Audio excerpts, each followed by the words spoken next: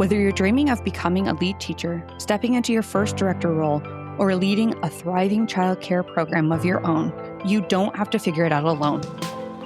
Welcome to the Childcare Director's Chair, where leadership coach, speaker, co-author, and multi-center owner Erica Saccoccio shares the wisdom she's gained from decades of leading successful early childhood programs and developing future leaders. Each episode is designed to help you use your voice, lead with confidence, build a positive workplace culture, and become the kind of leader your team is excited to follow. Expect real talk, big laughs, bold leadership truth, practical strategies, and the encouragement to believe in yourself every step of the way. Because when Erica teaches leadership, she's teaching what she's lived. The Child Care Director's Chair is proudly sponsored by Watch Me Grow, supporting childcare leaders with innovative technology that helps build stronger programs and stronger family connections. Together, they believe leadership isn't a title, it's an action. Pull up your chair, future leader. Here's Erica Saccoccio. Hey, my friends, welcome back to the Child Care Director's Chair podcast. It's me, Erica.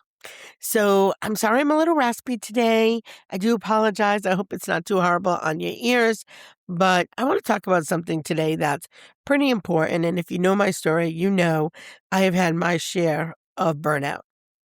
But I want to talk today about passion, because that's also something I have had a great deal of in my 27 years.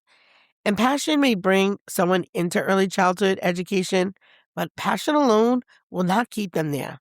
You can't pay bills with passion, you can't recover from burnout with passion, and you cannot build a stable life, raising your family, or continuing to carry emotional weight of this work simply because you love the children.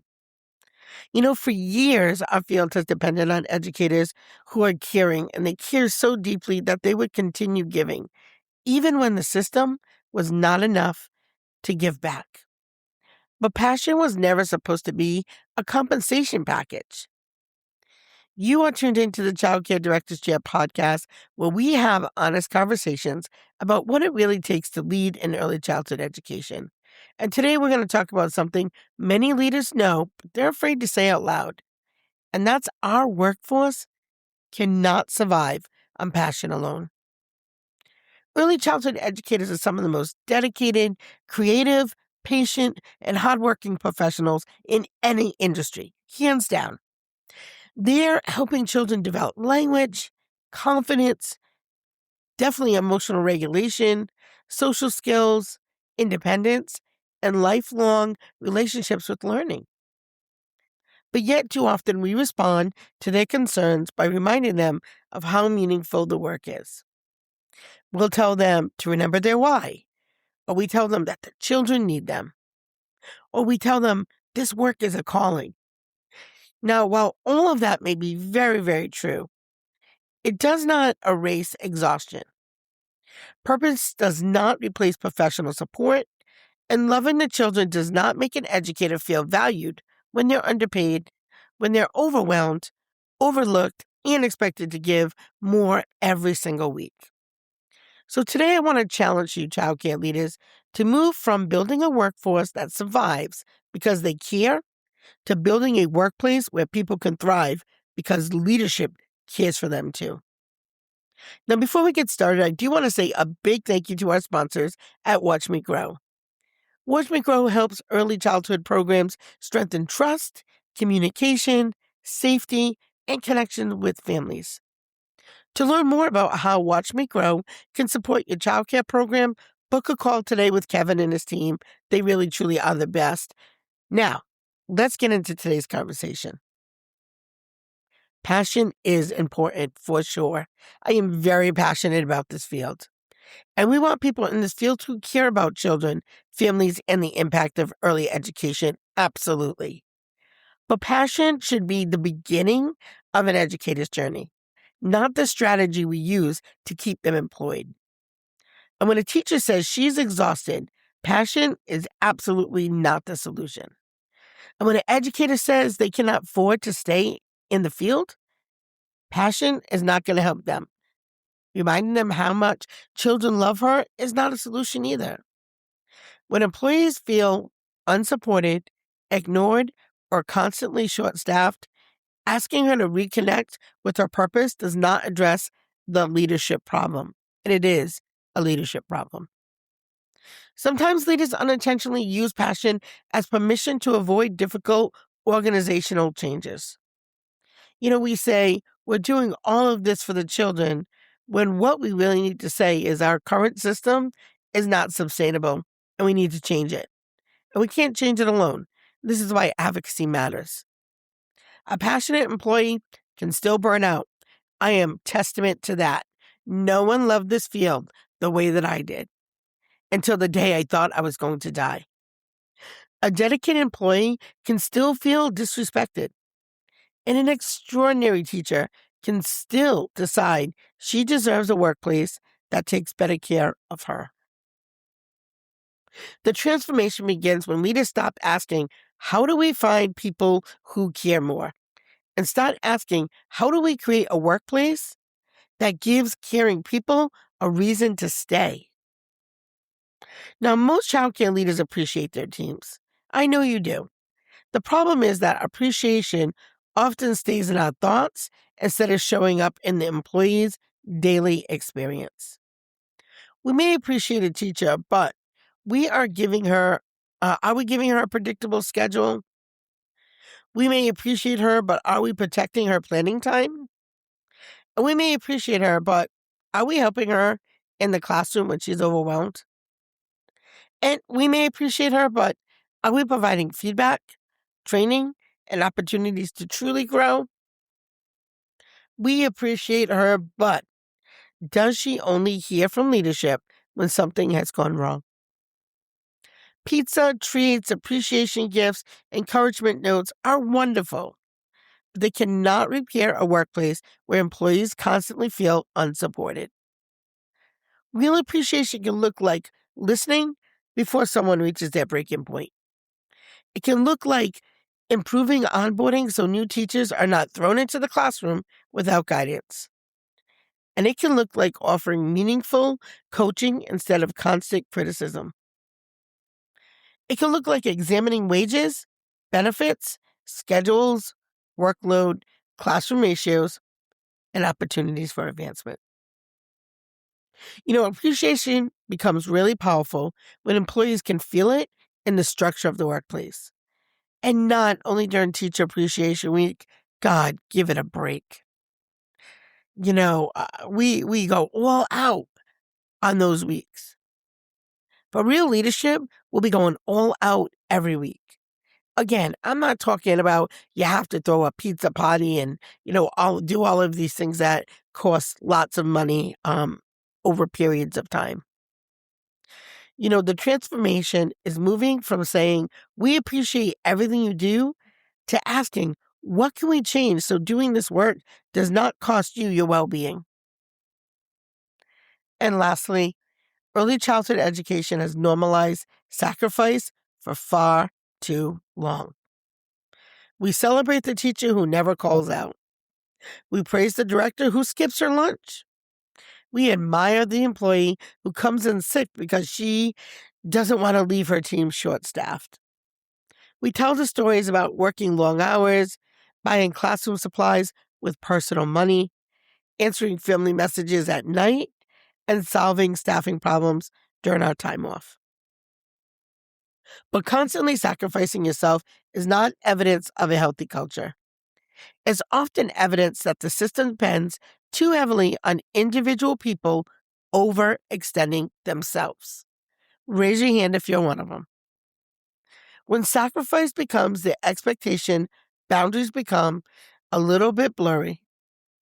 And we need boundaries to begin to look like, not a lack of commitment, but a personal space to make sure that we're okay.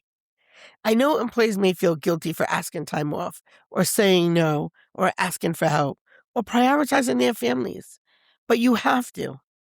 And leaders must demonstrate that rest, boundaries, and well-being are not signs of weakness. They're actually part of a professional sustainability program. And we need to stop praising people for repeatedly rescuing broken systems and start repairing the systems that require the rescue. And the transformation is moving from celebrating burnout as dedication to building a culture where people do excellent work without destroying themselves in the process. Now, retention is not just about whether an employee loves children. It's about what they experience every day when they come to work. Do they know what's expected of them?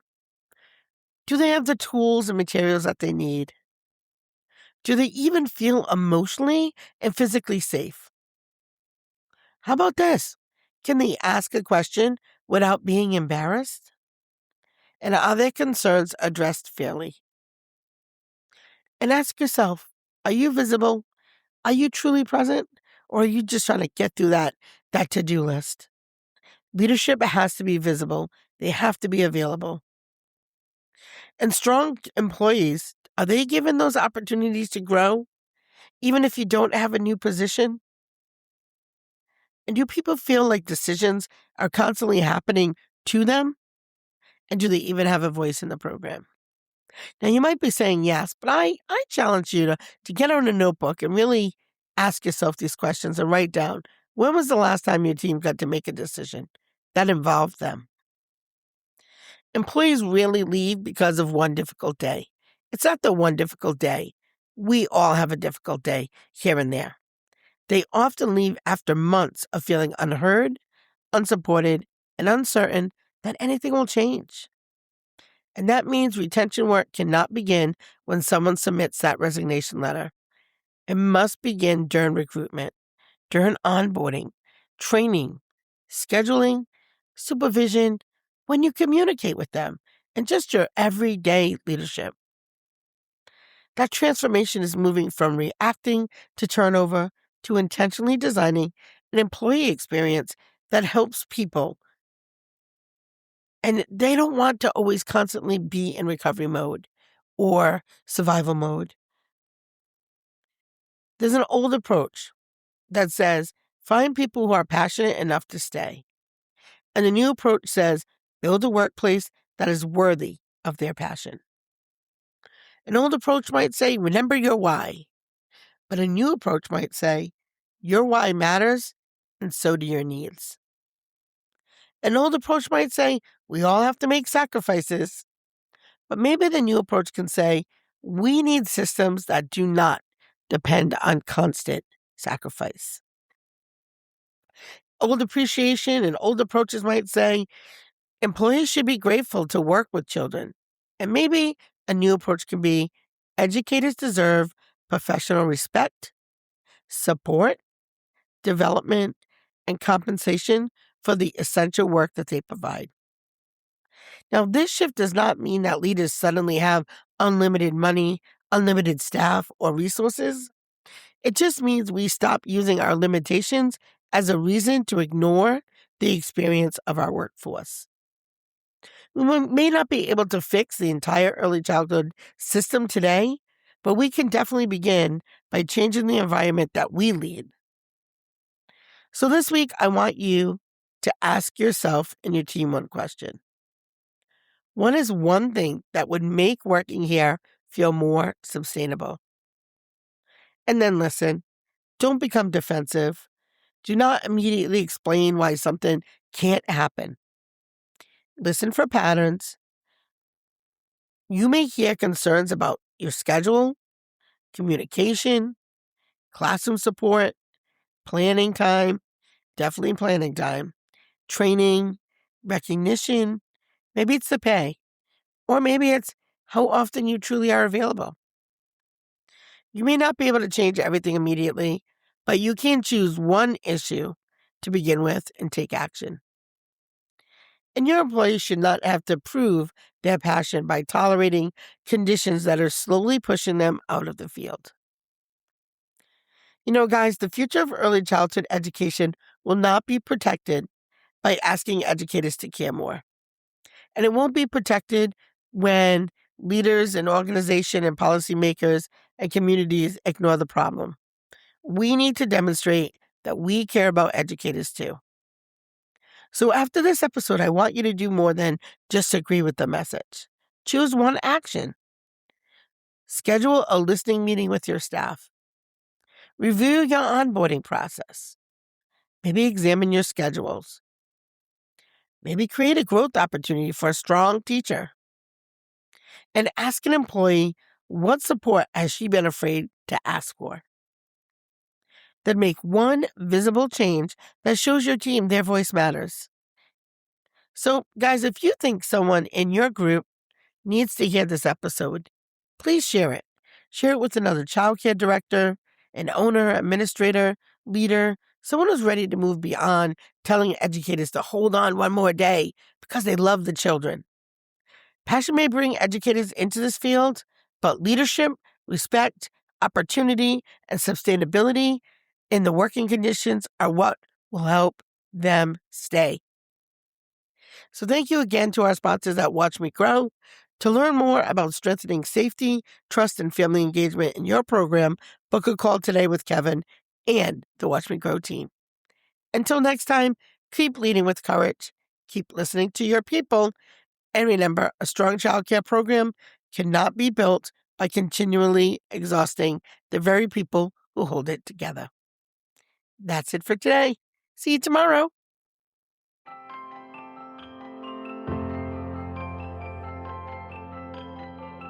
Before you go, ask yourself, what's one leadership lesson you'll put into action this week?